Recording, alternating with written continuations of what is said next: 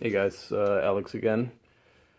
Thought I just do a quick little video, show you guys a few records I've been enjoying lately. Just got this reissue, Pavement, Slanted and Enchanted, 1992 classic indie lo-fi pop from Steven Malcolmus. You guys probably already know this record. Some pretty cheap reissues out there that sound really good. So if you don't have it, pick it up.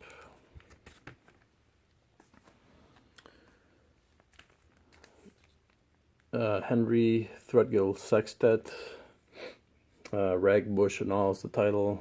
This is from 1988 on the Novus label.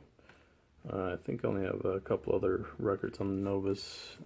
Great cover art too. I think it was painted by a bunch of grade schoolers, if I recall from what it said in here.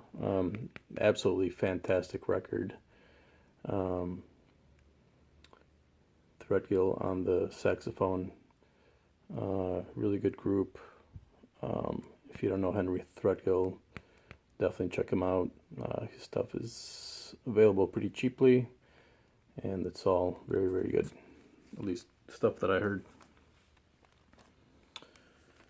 I finally got my hands on this Helden Standby. This original French press. It's got a couple stickers on the cover, but record's in pretty nice shape. This one is on the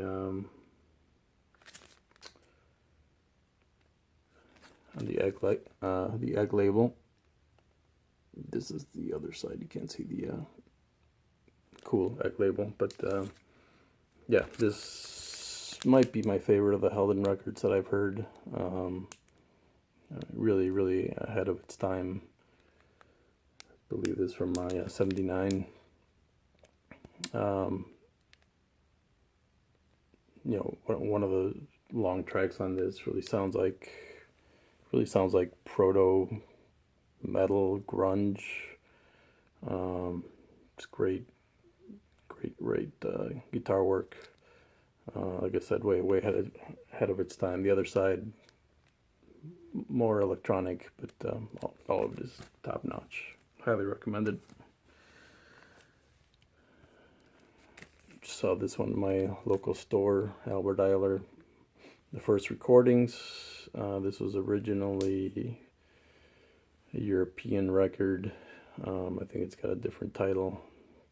This is a 70s reissue on this GNP Crescendo label, which I've never heard of.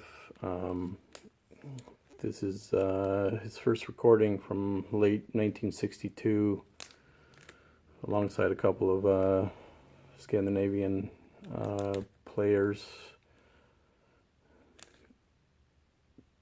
Excellent stuff.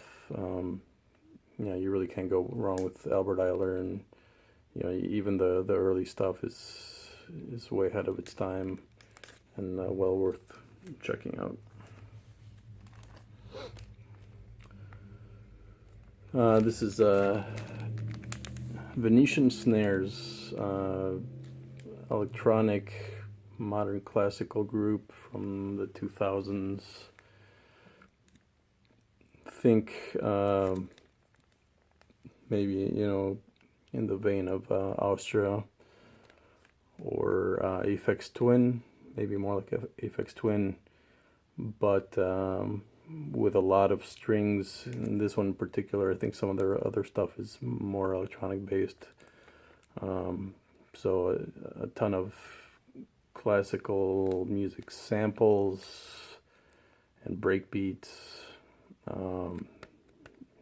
This is on the Planet Mu label, which some of you guys might be familiar with. Highly recommended. This one's an original from 2005. I think it's been repressed a couple years ago, so you can probably still get it at a decent price. Very good one. Some more electronic stuff. This one's pretty obscure. This is on the Spectrum Spools label. Independent sub-label of Editions, the European Editions Migo label. This one's from 2012. The artist is The Three-Legged Race, and the title is Persuasive Barrier. I think that artwork kind of speaks to what the music sounds like. It's very avant-garde, music concrete kind of stuff. If that sounds interesting, you definitely check it out. It can be picked up fairly cheaply.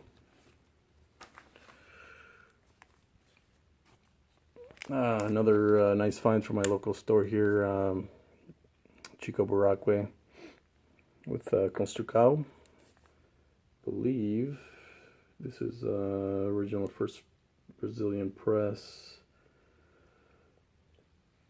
1976, I believe. I could be wrong on the Brazilian Philips label.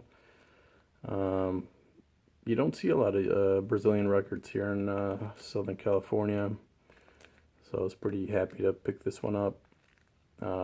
Really, really fantastic. Not as summery as other Tropicalia records. This one actually is a little bit more melancholy, which I really liked. There are some more summery songs, but for the most part, I'd say it's definitely more of a pensive Tropicalia Brazilian record. Really, really good. I will definitely try to look for more of his stuff. Last one is by a guy, the artist, his real name is Phil Illuverum. He's from the state of Washington here in the U.S. He goes by Mount Erie. He used to have a band called The Microphones back in the late 90s, early 2000s. Had been kind of off my radar for a while, and then I found out that his wife had passed away suddenly. I'm sure she was in her 30s from some pretty severe cancer. So this record is basically a documentation of the days and months after her death. Title is A Crow Looked at Me. This just came out, I think, about a month ago, and on his own label. Kind of a tough listen. It's very, very personal. There's not a lot of reminiscing or navel gazing. It really is just sort of a factual telling of exactly what happened to his wife in the days subsequent to her death.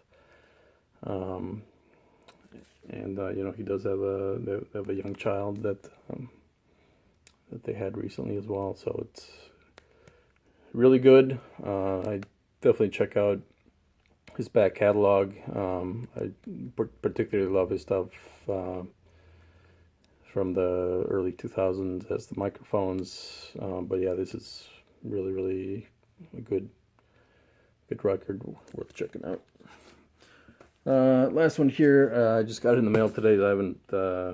I just kind of flipped through it, but somebody on Instagram had posted a jazz children's book, not this one, but in looking for that one, I ran into this one on Amazon.